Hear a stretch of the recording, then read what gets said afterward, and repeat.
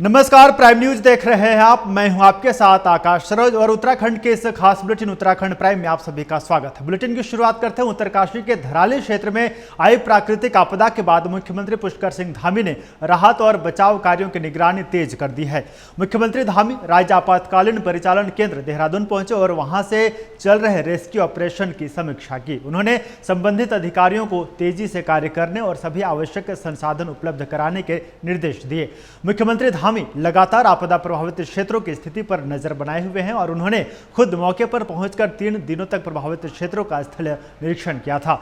इस दौरान उन्होंने पीड़ित परिवारों से मुलाकात कर उनका हालचाल जाना था और प्रशासन को हर संभव सहायता देने के निर्देश दिए थे। राज्य सरकार द्वारा चलाए जा रहे राहत कार्यों की समीक्षा करते हुए मुख्यमंत्री पुष्कर सिंह धामी ने कहा कि सरकार हर प्रभावित व्यक्ति के साथ खड़ी है। तो जिस तरीके से धराली में हादसा हुआ था उसके बाद प्रदेश के मुख्यमंत्री पुष्कर सिंह धामी लगातार एक्टिव मोड पर हैं और लगातार समीक्षा बैठक कर रहे हैं और तमाम संबंधित पदाधिकारियों को दिशा निर्देश देते नजर आ रहे हैं।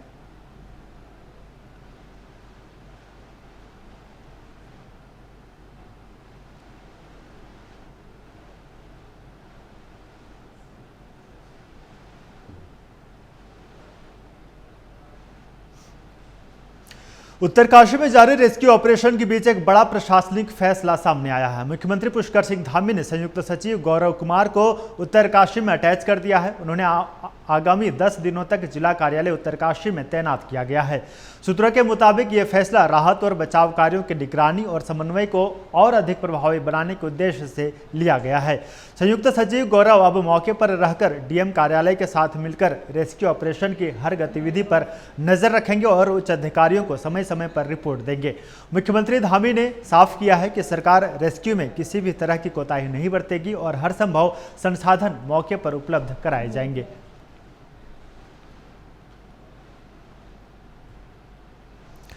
उत्तराखंड में आपदा प्रभावित क्षेत्रों में चल रहे रेस्क्यू ऑपरेशन का आज छठा दिन था। अब तक 1126 लोगों को सुरक्षित निकाल लिया गया है। हेलीकॉप्टर की 257 फेरियों के जरिए फंसे लोगों को चिन्यासी, सौड़, जौलीग्रांट, मातली और हर्षिल पहुंचाया जा रहा है। सेना, वायुसेना, एनडीआरएफ और एसडीआरएफ की टीमें लगातार राहत कार्य में जुटी हुई हैं। मौसम की चुनौतियों के बीच रेस्क्यू की रफ्तार तेज की गई है ताकि किसी भी फंसे व्यक्ति को पीछे न छोड़ा जाए। यह अब तक का सबसे बड़ा रेस्क्यू ऑपरेशन बन रहा है।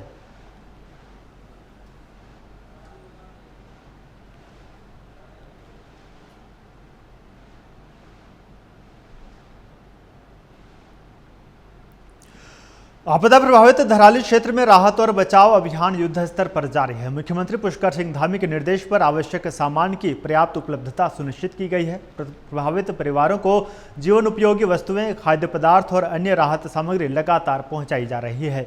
चिकित्सा सुविधा के लिए विशेषज्ञ चिकित्सकों सहित चिकित्सा दल क्षेत्र में तैनात हैं और निरंतर सेवाएं दे रहे हैं। प्रशासन, राहतकर्मी और स्थानीय लोग मिलकर यह सुनिश्चित कर रहे हैं कि किसी भी जरूरतमंद तक सहायता पहुंचने में देरी न हो।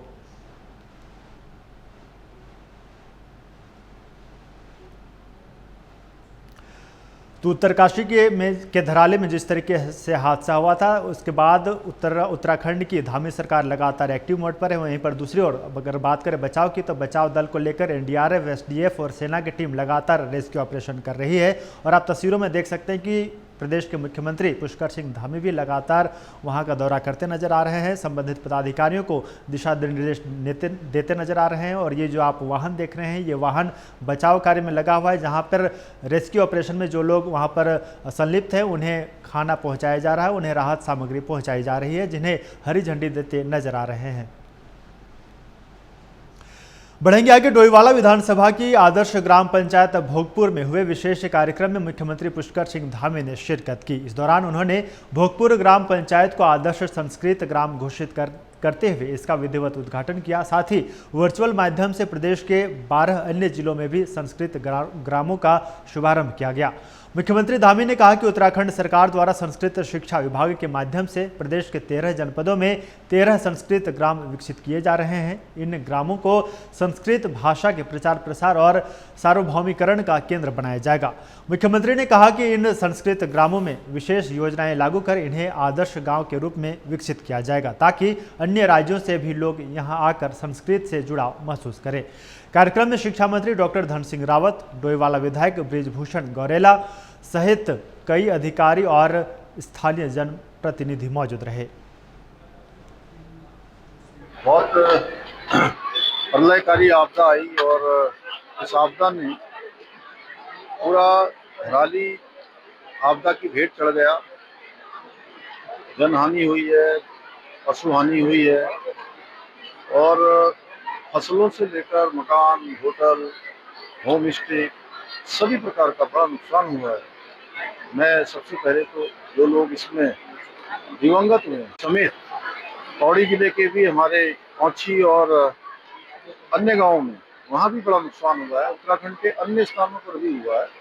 उन सभी के लिए हमने कल कहा है कि हम एक अभी तत्काल रूप से सहायता के रूप में 5 लाख रुपए की धनराशि जिनके भी मकान इस आपदा में क्षतिग्रस्त हुए तत्काल उसकी सहायता राशि के रूप। उत्तरकाशी के धराली रेस्क्यू ऑपरेशन में महत्वपूर्ण प्रगति हुई है। गंगोत्री हाईवे पर डबरानी गंगनानी के पास बनाए जा रहे वैली ब्रिज का स्ट्रक्चर कार्य पूरा हो गया है। आज लिमचीगाड़ से आगे यातायात सुचारू होने की संभावना है। धराली की कनेक्टिविटी के लिए लिमचीगाड़ पुल सबसे अहम है, क्योंकि इसके शुरू होते ही राहत और बचाव कार्यों में तेजी आएगी। इस वैली ब्रिज से न सिर्फ धराली तक पहुंच आसान होगी, बल्कि आवश्यक सामग्री और टीमों की आवाजाही भी निर्बाध रूप से संभव हो सकेगी।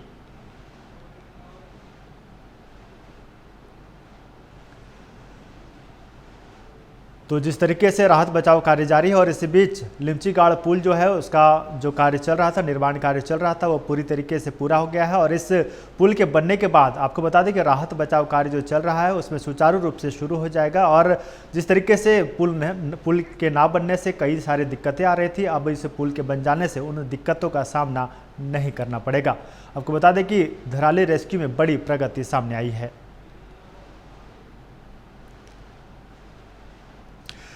त्रिस्तरीय पंचायत चुनाव में ब्लॉक प्रमुख और जिला पंचायत अध्यक्ष के लिए भारतीय जनता पार्टी और कांग्रेस अपनी अपने जीत का दावा कर रहे हैं। वहीं भारतीय जनता पार्टी ने ब्लॉक प्रमुख हो या फिर जिला पंचायत अध्यक्ष सबके नाम की घोषणा कर दी है, लेकिन कांग्रेस ने अभी तक एक भी नाम या फिर एक भी सूची जारी नहीं की है, जिस पर कांग्रेस के प्रदेश अध्यक्ष करण महारा का कहना है कि भारतीय जनता पार्टी खरीद फरोख्त की नीति चुनाव के दौरान अपना रही है, जिस कारण से हमने अपने सदस्यों की सूची जारी नहीं की है, क्योंकि हमें आशंका है कि जैसे ही हम अपने सदस्यों की सूची जारी करेंगे, बीजेपी सदस्य और उनके परिवारजनों को प्रताड़ित करने का काम किया जाएगा। इसलिए हम जीतने के बाद ही घोषणा करेंगे कि कौन सा सदस्य हमारी पार्टी से जीता है।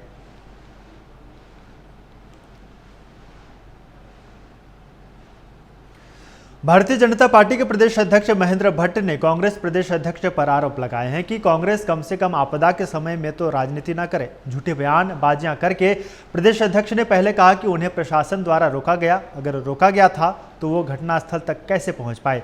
अब वो आरोप लगा रहे हैं कि वहां पर देरी से राहत कार्य शुरू हुए, स्थानीय स्थितियां ऐसी थी कि वहां पहुंच पाना बहुत मुश्किल था। खुद कांग्रेस के प्रदेश अध्यक्ष किस हालत में वहां तक पहुंच पाए उन्हें सब पता है, लिहाजा इस तरह की बयानबाजी करने की बजाय उन्हें सहयोग करना चाहिए।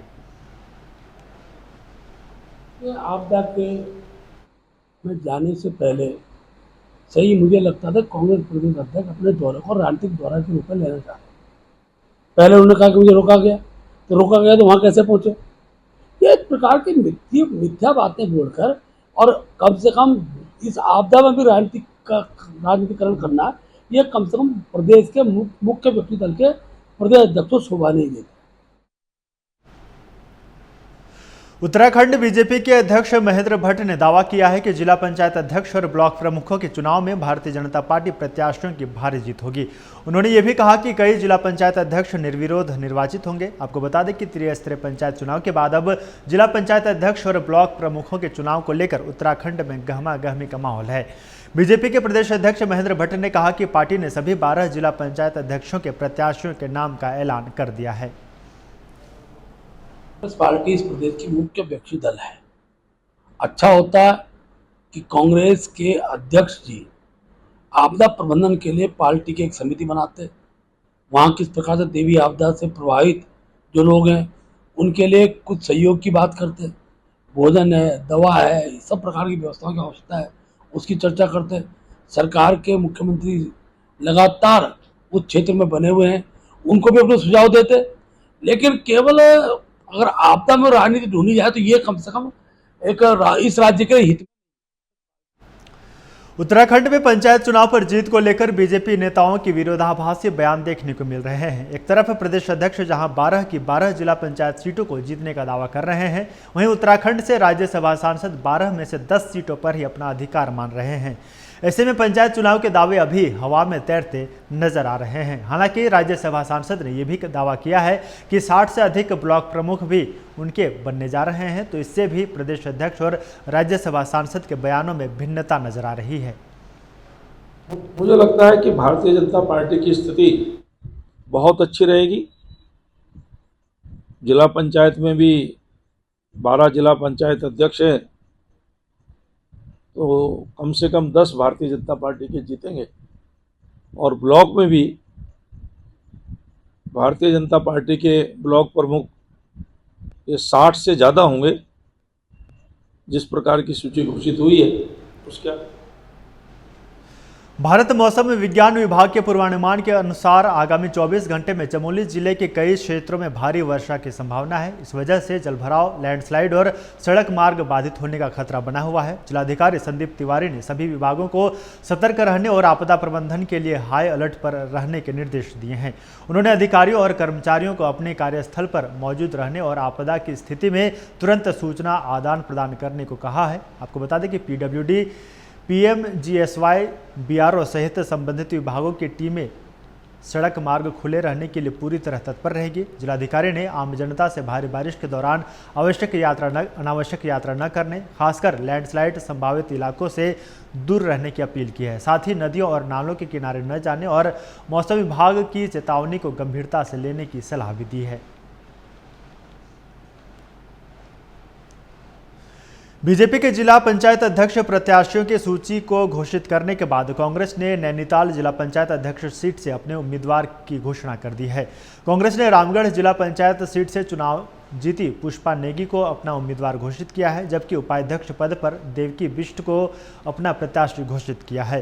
हल्द्वानी के एक निजी होटल में कांग्रेस पार्टी ने प्रेस कॉन्फ्रेंस कर अपने उम्मीदवार को फूल मालाओं के साथ स्वागत कर चुनाव जीतने का दावा किया।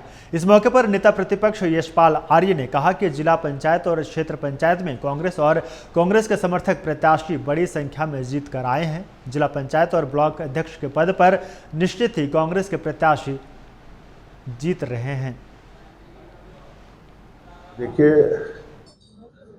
पूरे प्रदेश में जनता ने पंचायती चुनाव में भारतीय जनता पार्टी को आईना दिखाया है और हमारे पूरे प्रदेश में हमारे कांग्रेस के प्रत्याशी, चाहे क्षेत्र पंचायत सदस्य हों, चाहे जिला पंचायत के सदस्य हों, चुनकर आए हैं। और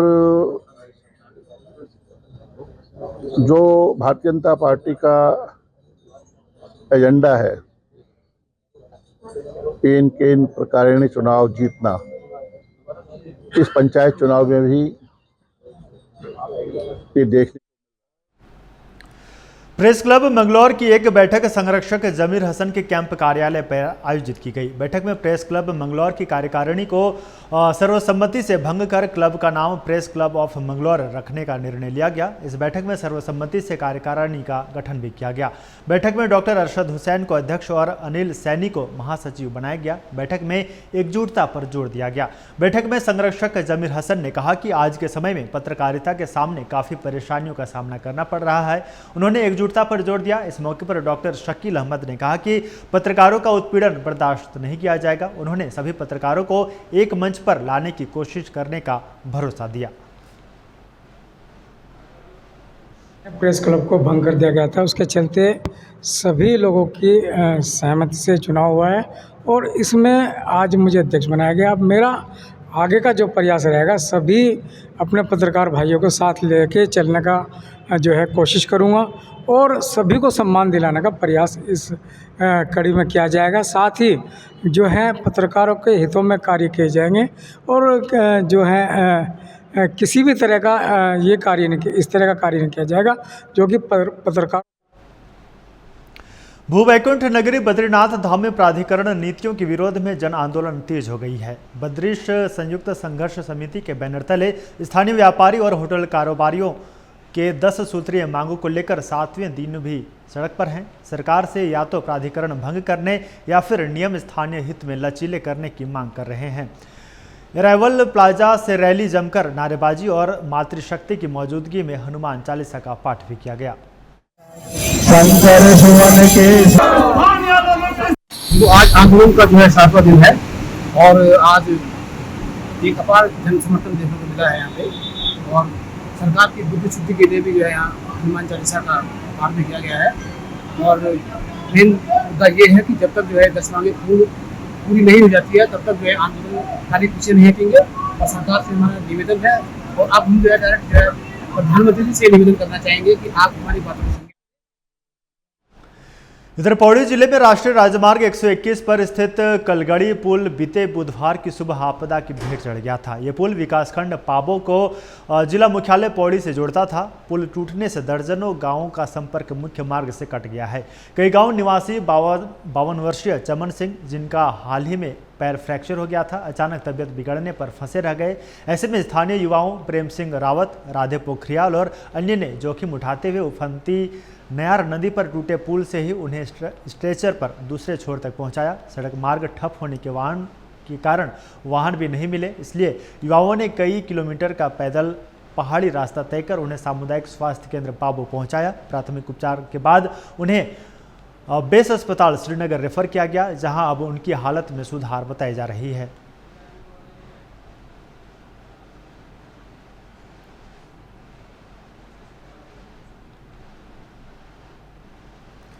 चलिए बढ़ेंगे आगे। डोईवाला तहसील के थानों क्षेत्र में रामनगर डांडा गांव में एक रहस्यमयी गड्ढे ने इलाके में सनसनी फैला दी है। गड्ढा अजय मनवाल के घर के आंगन में पिछले 4 साल से मौजूद है और धीरे धीरे गहराता जा रहा है। गड्ढे की जांच के लिए वरिष्ठ वैज्ञानिकों की टीम गांव पहुंची, जिन्होंने मौके का बारीकी से निरीक्षण किया और जल्द रिपोर्ट जारी करने का भरोसा दिलाया।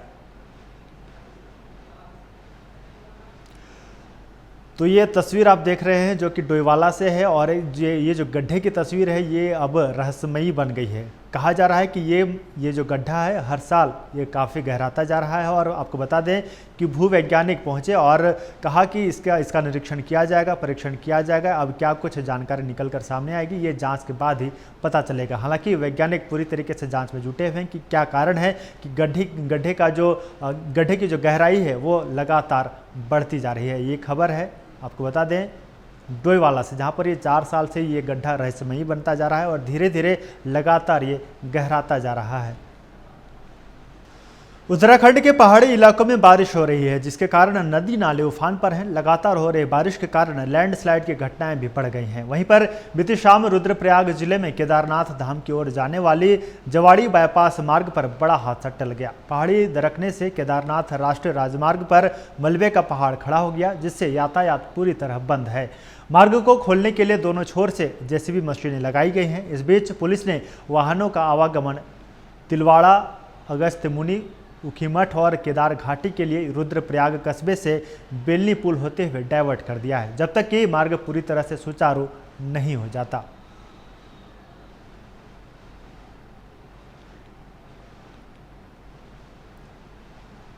इधर रुड़की की गंगानहर कोतवाली क्षेत्र का आदर्श कॉलोनी में स्थित दुर्गा माता मंदिर में आदर्श कॉलोनी निवासी लोगों के द्वारा प्रेस वार्ता का आयोजन किया गया। इस प्रेस वार्ता में स्थानीय लोगों के द्वारा मंदिर का पक्ष रखने के लिए एडवोकेट रजनी शर्मा को नियुक्त किया है। प्रेस वार्ता में रजनी शर्मा ने मंदिर की समिति को फर्जी बताया है। इसके साथ ही मंदिर की फर्जी समिति के अध्यक्ष और उपाध्यक्ष और सचिव पर रजनी शर्मा ने मंदिर के करोड़ों रुपए गबन करने का आरोप लगाया है।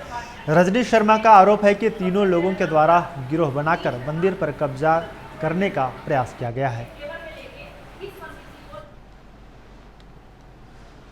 तो उत्तराखंड प्राइम में फिलहाल मेरे साथ इतना ही। देखते रहिए प्राइम न्यूज़। नमस्कार।